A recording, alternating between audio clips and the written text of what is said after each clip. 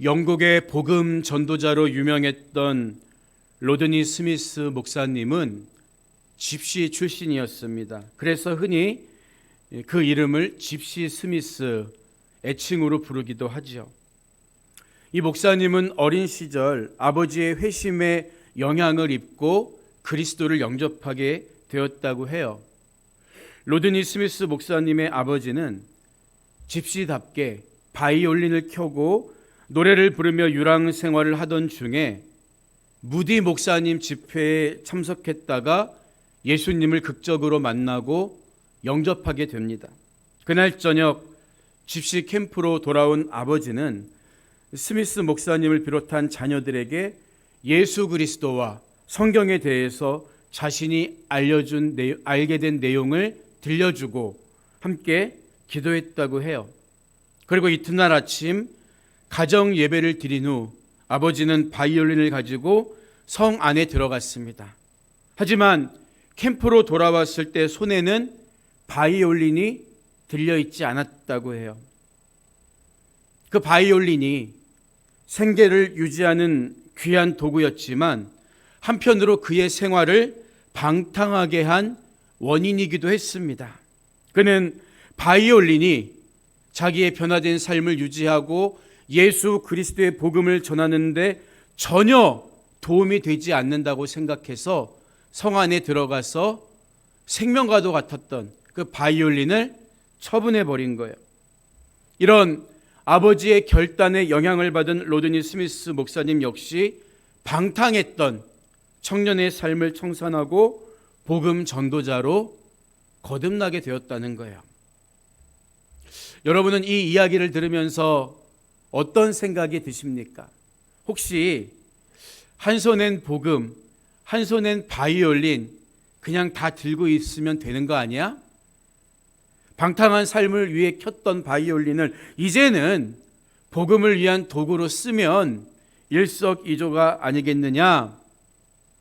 이런 생각을 하실 수도 있을 거예요. 물론 우리가 과거에 잘 못 쓰던 것을 선용한다든지 물질을 잘 쓰는 것도 매우 귀하고 중요한 일입니다. 여러분, 그런데요, 어떤 분에게는 이 바이올린을 들고 있는 자체가, 손에서 내려놓지 않는 자체가 신앙의 걸림돌이 될 수도 있다는 거예요. 본인은 압니다. 내가 이거 움켜쥐고 있으면 절대 신앙이 성장하지 않을 뿐만 아니라 여차하면 과거로 돌아갈 수도 있다는 것을요. 혹시 여러분에게는 그래서 놓지 못한, 움켜쥐고 있는 바이올린이 하나씩 있진 않나요? 그럴 땐 로드니 스미스 목사님 아버지처럼 결단하고 이 바이올린을 내려놔야 하는 거예요. 그 어떤 것도 하나님과 나 사이의 신앙을 가로막는 장애물이 되어서는 안 되는 것입니다. 오늘 우리가 읽은 본문 말씀은 하나님의 생각과 사탄의 생각, 하나님의 생각과 우리 사람의 생각이 다르다는 것을 분명하게 보여줍니다. 사탄은 욥이 하나님을 경외하는 이유가 분명히 어떤 조건이 충족되었기 때문이라는 주장을 펴요. 하나님을 잘 믿는 사람에게는, 신앙이 좋은 사람에게는 그럴 만한 객관적인 조건이나 이유가 있다는 말이죠. 하지만 하나님 생각도 그럴까요? 그렇지 않습니다. 하나님 생각은 다릅니다. 하나님이 조건 없이 우리를 사랑해 주신 것처럼 하나님을 사랑하는 사람들에게도, 하나님을 경외했던 욥에게도 그런 특별한 이유가 없다는 거죠. 우리는 오늘 말씀을 통해서 정말 하나님을 사랑하는 사람이 어떤 사람인가를 깨달을 수가 있는 거예요. 지난 시간 살펴본 것처럼 욥은 하나님과 사람 앞에서, 또한 가족에게도 변함없이 항상 진실한 삶을 사는 좋은 신앙인이었습니다. 하나님은 그런 욥을 눈여겨보고 계셨죠. 그런데 오늘 본문의 무대는 지상이 아니라 천상으로 옮겨져 갑니다. 그리고 하나님과 천사뿐만 아니라 사탄도 등장해요. 욥기를 기록한 기자는 마치 자신이 천상에서 열린 그 모임을 두 눈으로 생생하게 지켜보고 있는 것처럼 자세하게 묘사하고 있죠. 보통 세상의 문학 작품을 이야기할 때 이런 종류의 글쓰기를 관찰자 시점이라고 말해요. 하나하나 다 보고 있는 것처럼, 여기서 그 관찰하는 대상의 속마음까지 다 알고 있는 것처럼 기록하는 것은 전제적 작가 시점이라고 이야기하죠. 이 관찰자와 전제적 작가 시점을 넘나들면서 욥기의 기자가 천상과 지상을 넘나드는 이런 사실, 이 놀라운 사실을 어떻게 기록할 수가 있었을까요? 이것은 쉽게 말하자면 성경의 원래 저자는 사람이 아니라 하나님, 곧 성령이라는 사실을 우리에게 확인시켜주는 대목입니다. 욥기를 기록한 기자는 성령의 감동으로, 성령의 깨닫게 하심 속에서 천상에서 일어나고 있는 일을 마치 지금 당장 눈앞에서 생생하게 보고 있는 것처럼, 관찰하고 있는 것처럼 기록하고 있는 거예요. 그렇다면 이 장면이 우리에게 뭘 말하려는 걸까요? 단순합니다. 여러분 보세요. 이 천상에서 하나님과 천사들, 사탄의 이야기가 오고 가는 이 내용을 우리는 보고 읽고 알고 있지만 욥기에 등장하는 욥이라든지 욥의 세 친구들은 전혀 알지 못합니다. 따라서 우리 인간은 당장 내 눈에 보이는 원인과 결과만 놓고 모든 것에 대해서 다 아는 것처럼 판단하고 행동하고 말할 때가 있지만 우리 인간이 모르는 게 있다는 거예요. 우리 인생의 진정한 경영자는 하나님이시며 하늘에 계신 그분의 섭리와 일하심을 이 땅에 있는 우리 인간은 일일이 다 헤아릴 수 없다는 사실에 대해서 욥기 기자는 미리 보여주고 시작하고 있는 거죠. 아무리 의로운 욥일지라도, 또한 경험이 많고 현명해 보이는 욥의 친구들 엘리후 이런 사람들조차도 천상의 모임에 대해서는 상상조차 할 수가 없었기 때문입니다. 본문 6절을 보면요, 하루는 하나님의 아들들이 와서 여호와 앞에 섰고 사탄도 그들 가운데에 온지라, 이렇게 시작하고 있어요. 먼저 여기서 아들들, 복수지요. 아들들에 해당하는 빼네라는 단어의 단수는 벤이라는 단어인데요, 성경에서 아들을 의미합니다. 이것은 사실 만들다는 뜻을 가진 빠나라는 동사에서 유래한 단어거든요. 그래서 아들, 벤 그러면 만들어진 존재라는 뜻을 갖고 있는 거예요. 이 단어가 아들 또는 자식, 만들어진 존재, 이런 의미로 쓰인 것은 모든 자식은 부모에 의해서 만들어진 존재요, 자손들은 조상에 의해서 만들어진 존재로 성경은 말하고 있기 때문이에요. 그렇기 때문에 본문에 나오는 하나님의 아들들, 이 뺀의 아들들은 영적인 존재, 영적으로 만들어진 존재인 천사들을 가리킨다고 봐야겠죠. 하지만 흥미로운 사실이 뭡니까? 그 자리에 사탄도 와 있다는 거예요. 어떻게 감히 악한 사탄이 의로우신 하나님 앞에 자유롭게 나와 서서 이야기할 수 있는 걸까요? 물론 이것은 사탄이 하나님의 아들들로 묘사된 천사들과 동등하게 하나님 앞에 자유롭게 설 수 있는 고귀한 존재라는 사실에 대한 증언은 아닙니다. 이것은 단지 사탄의 역할을 강조하기 위한 표현이죠. 죄로 무너뜨린 인간을 하나님 앞에 끊임없이 참소하고 고자질하기 위해 집요하게 활동하고 있다, 이것을 보여주기 위한 상징적인 표현으로 이해하는 편이 자연스럽습니다.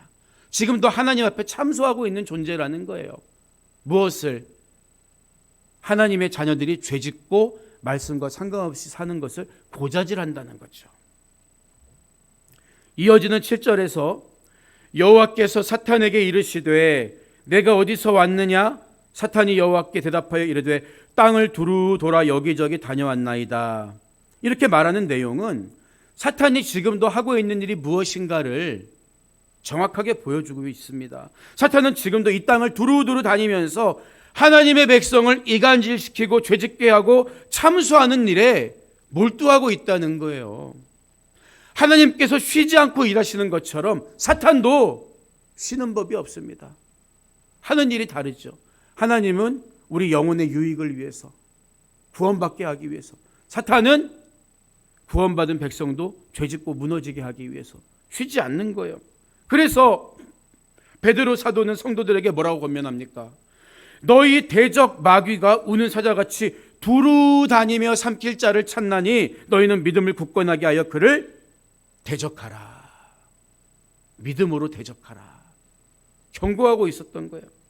우리는 내 힘 가지고 안 됩니다. 하나님이 전신갑주를 입고 성령님의 도우심을 따라 믿음으로 사탄을 대적해야 두루 다니면서 넘어뜨릴 자를 찾는 마귀의 괴계에 농락당하지 않을 수가 있는 거라고요.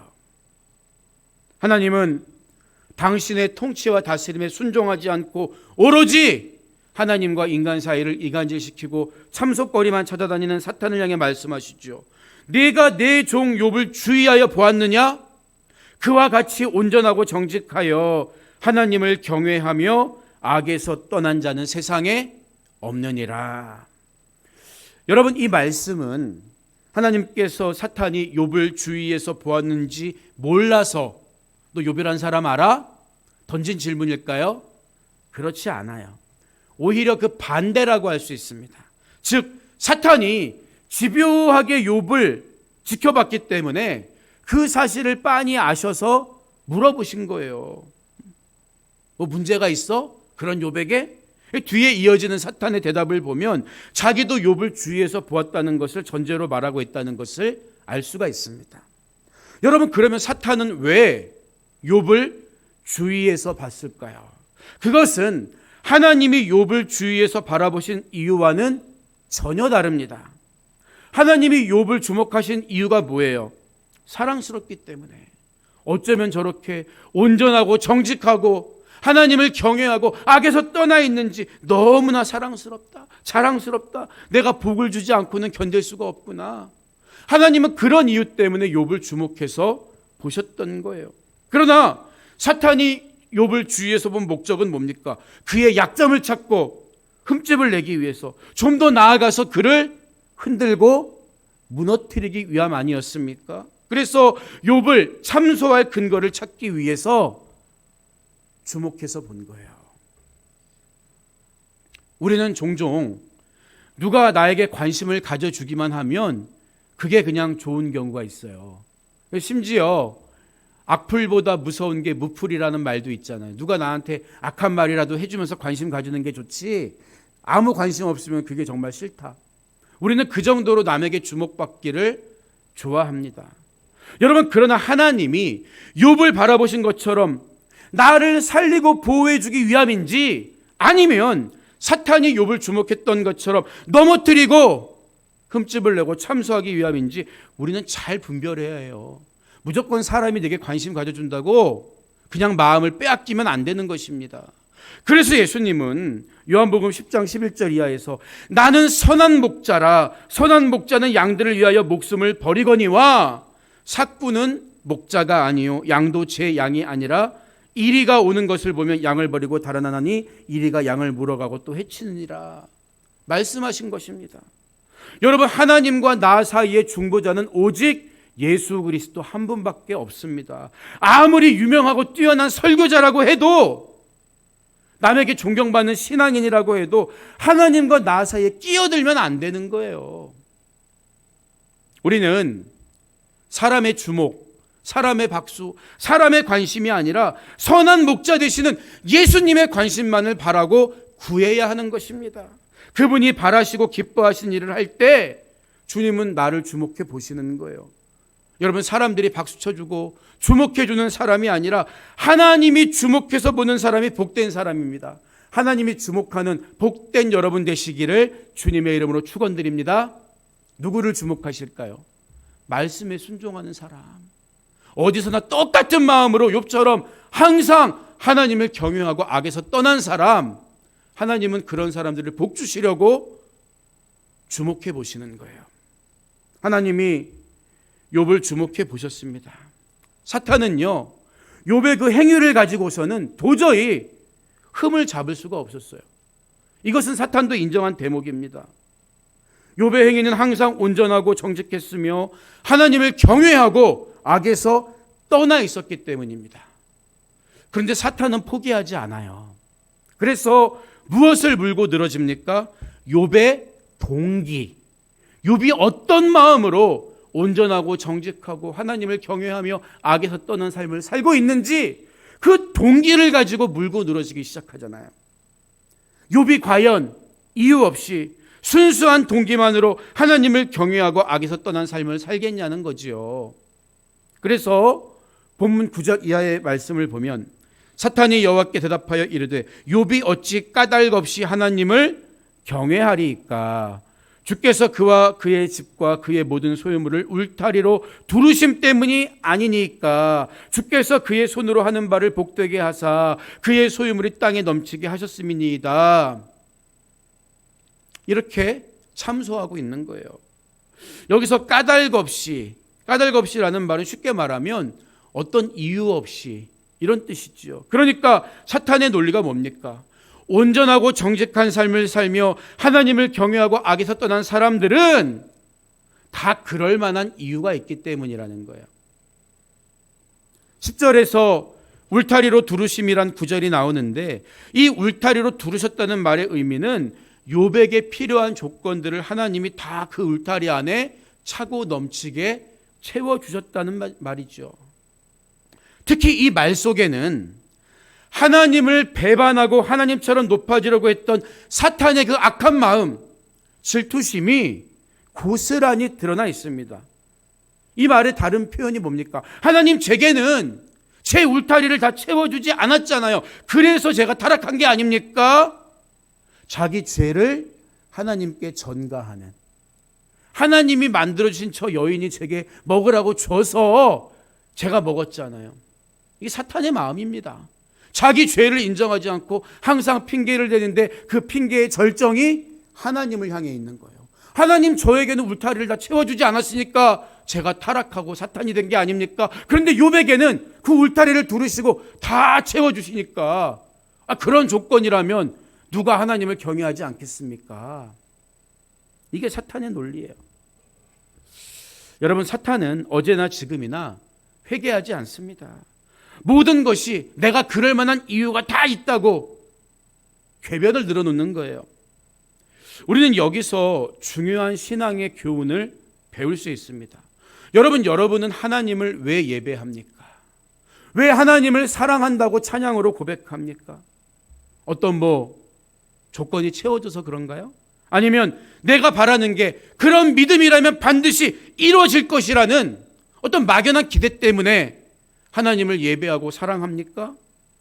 여러분, 하지만 그런 조건이 내 신앙을 좌우하는 근거가 된다면 그것은 절대 하나님이 원하시고 기뻐하는 신앙은 아니라는 거예요. 하나님을 경외하는데 어떤 조건이 필요하다, 어떤 목적과 이유가 있어야 된다, 이것은 오늘 말씀을 통해 본 결과로는 사탄의 주장이라는 거죠. 욥도 그래서 하나님을 경외하는 거예요. 이게 사탄의 말입니다. 그래서 본문 11절을 보면 사탄이 하나님께 어떤 제안을 합니까? 이제 주의 손을 펴서 그의 모든 소유물을 치소서. 그 울타리 헐어버리세요. 다 쏟아져 나가게 해보세요. 그리하시면 틀림없이 주를 향하여 욕하지 않겠나이까. 이런 제안을 한다고요. 사탄의 논리대로라면 어떤 조건, 소유가 사라지면 하나님을 경외하는 욥의 마음도 바뀌어야 마땅한 것이라는 거죠. 하지만 하나님의 생각은 다릅니다. 하나님을 경외하는 것과 내가 무엇을 소유하고 있느냐는 상관이 없는 거예요. 하나님이 나를 위해 독생자를 주시는데 조건이 있었습니까? 내게 사랑받을 만한 자격이 있었나요? 아닙니다. 그저 동기 없는 그분의 사랑 때문이었습니다. 하나님은 조건으로 삼지 않으시는데 내가 조건으로 삼는 게 있다면 그게 신앙의 걸림돌이며 시험거리가 되는 거예요. 이처럼 신앙을 조건과 결부시키는 것은 사탄의 생각이라는 것을 깨달아야 합니다. 하나님은 우리가 소유와 상관없이 하나님을 경외하는 것을 믿음으로 인정해 주신다고요. 욥도 그래서 인정해 주셨던 거지요. 하나님은 자신이 있었습니다. 그래서 사탄의 제안에 흔쾌히 응하시는 거예요. 왜? 하나님 기준에 신앙은 조건과 아무 상관이 없다. 이게 하나님 마음이었기 때문이에요. 그래서 본문 12절을 보면 여호와께서 사탄에게 이르시되 내가 그의 소유물을 다 내 손에 맡기노라. 울타리 헐어봐라.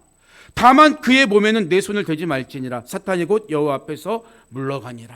이렇게 말하죠.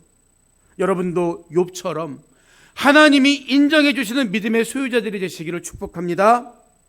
어떤 이유나 어떤 조건 때문이 아니라, 어떤 울타리 때문이 아니라 그저 하나님을 마음으로 사랑하고 그분 말씀에 순종하는 사람, 이런 사람이 하나님 보시기에는 믿음의 사람이고 복 있는 사람이라는 거예요.